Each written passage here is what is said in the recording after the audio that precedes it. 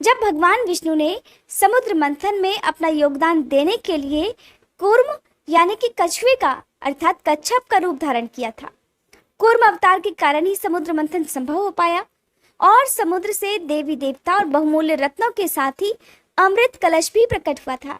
पौराणिक कथा के अनुसार एक समय की बात है, महर्षि दुर्वासा देवताओं के राजा इंद्र से मिलने इंद्रलोक गए। उस समय राजा इंद्र अपने ऐरावत हाथी पर बैठकर कहीं जाने ही वाले थे कि उन्हें इस प्रकार देखकर महर्षि दुर्वासा मंत्रमुग्ध हो गए। उन्होंने प्रसन्न होकर विनीत भाव से भगवान इंद्र को एक पारिजात पुष्प की माला भेंट की। देवराज इंद्र ने माला तो ग्रहण कर ली, लेकिन खुद ना पहनकर उस पुष्प की माला को अपने ऐरावत हाथी के मस्तक पर डाल दिया और चलने के लिए तैयार हो गए।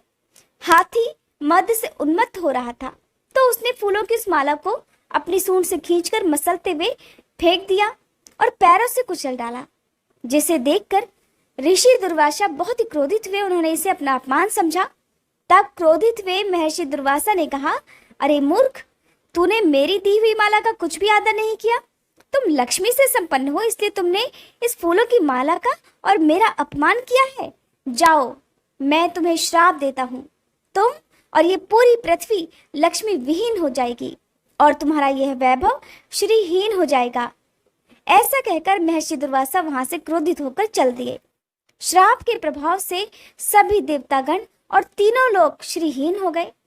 इधर दैत्यराज बलि के शासन में समस्त दानव, राक्षस और दैत्य बहुत अधिक शक्तिशाली हो गए थे, क्योंकि उन्हें दैत्यों के गुरु शुक्राचार्य से महान शक्तियां जो प्राप्त हो गई थी, जिससे उन्होंने देवराज इंद्र के सिंहासन पर हमला कर दिया, देवलोक पर हमला कर दिया और उन पर विजय प्राप्त कर ली।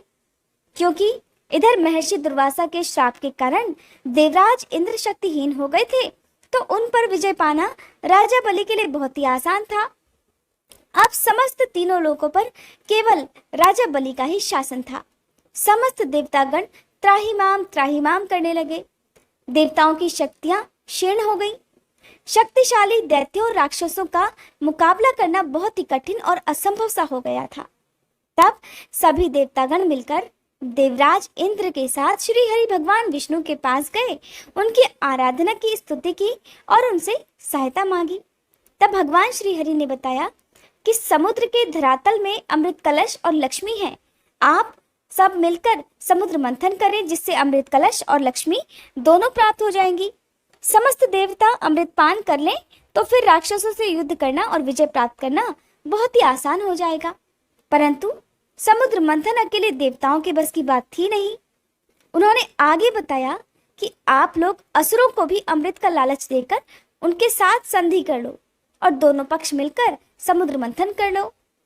उन्होंने किसी प्रकार से तब दानवों को समुद्र मंथन साथ में करने के लिए मना लिया।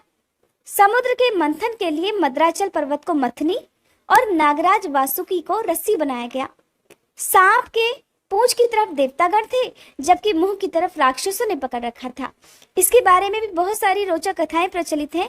अगर आप सुनना पसंद करेंगे तो अगली वीडियो में ये भी आपको मैं बताऊंगी। इस प्रकार समुद्र मंथन प्रारंभ हुआ, परंतु अथाह समुद्र की गहराई और मंदराचल पर्वत के अधिक भार के कारण पर्वत जो था वो समुद्र के अंदर बैठे ही जा रहा था, जिस कारण समुद्र मंथन में बाधा आ रही थी। तब भगवान विष्णु ने कच्छप अर्थात कछुए का रूप धारण कर अपनी पीठ पर मंदराचल पर्वत का भार रख लिया और समुद्र मंथन में सहायता प्रदान की।